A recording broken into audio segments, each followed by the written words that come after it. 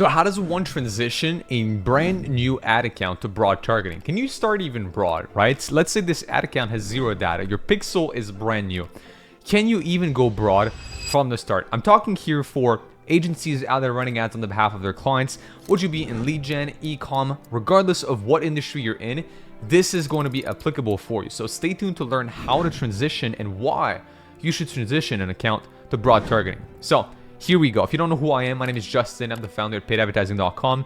I've spent profitably over $10 million on ads in the last 3 years, worked with over 60 brands in the e-commerce space. And with that said, let's get into the video. So if you can see my screen right now, you're going to see this is how most people structure their ad account. It looks something like this, right? They have a testing campaign or a campaign that they usually call like a cold campaign, okay? So this is your cold campaign. They have a warm or retargeting campaign. In there, they're probably going to split test 2 to 3 different audiences, right? Interest, broad, lookalikes. So different audiences right here. Then they're going to have different creatives. So 3 to 5 creatives under every single one of these audiences.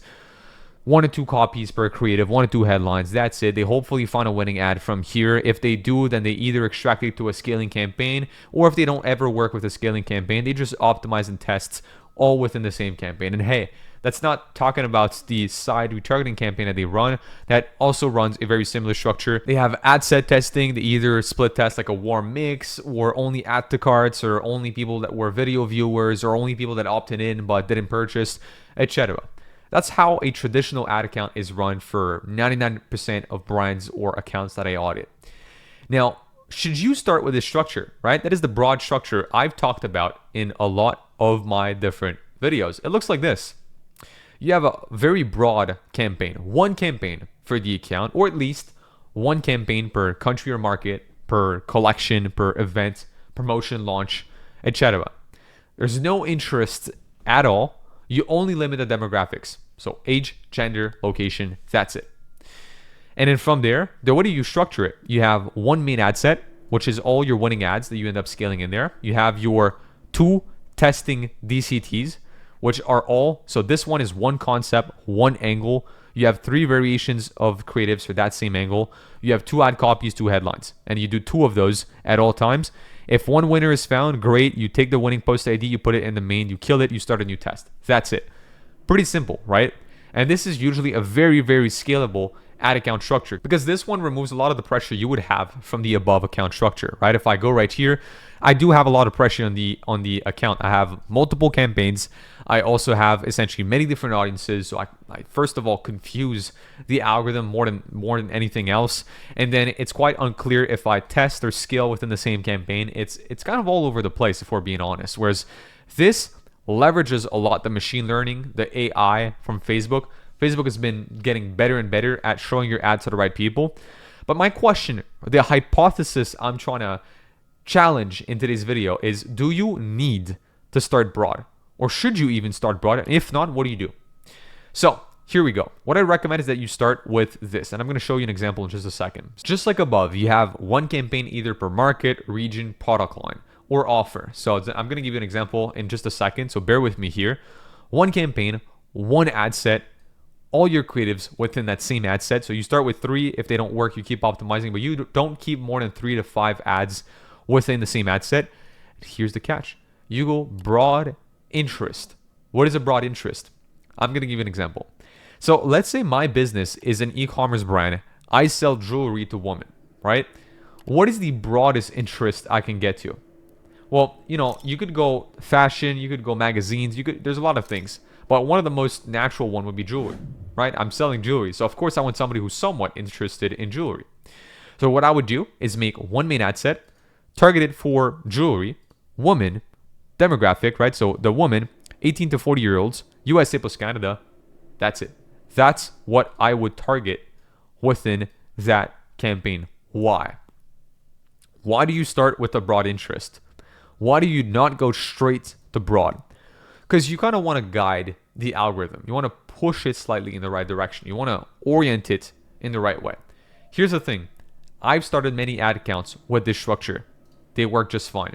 For other accounts, that didn't really work well from the start. What is a safe bet, though, is that most accounts I started with at least a broad interest worked. So This is a bit of a coin flip. It's either going to work or not when you're first starting out, because your pixel might not have enough data. Your Facebook page might be quite new. Your Instagram account might be quite new. Your domain might be very new to Facebook. So it doesn't really know much about your brand, your audience, or any of its behaviors for that matter. You need to really season the brand. And for that to do that, you just kind of push very, very so slightly the algorithm in the right direction. Okay.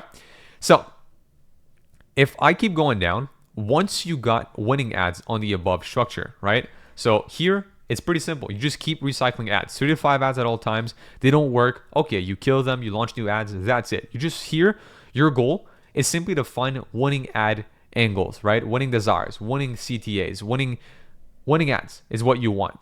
Once you start finding a few of these winning ads, you have a choice.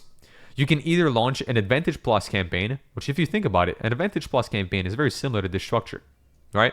What is an Advantage Plus shopping campaign? Well, you have the campaign level, no more ad set, so I would remove that, essentially. It's straight to the ads, like that.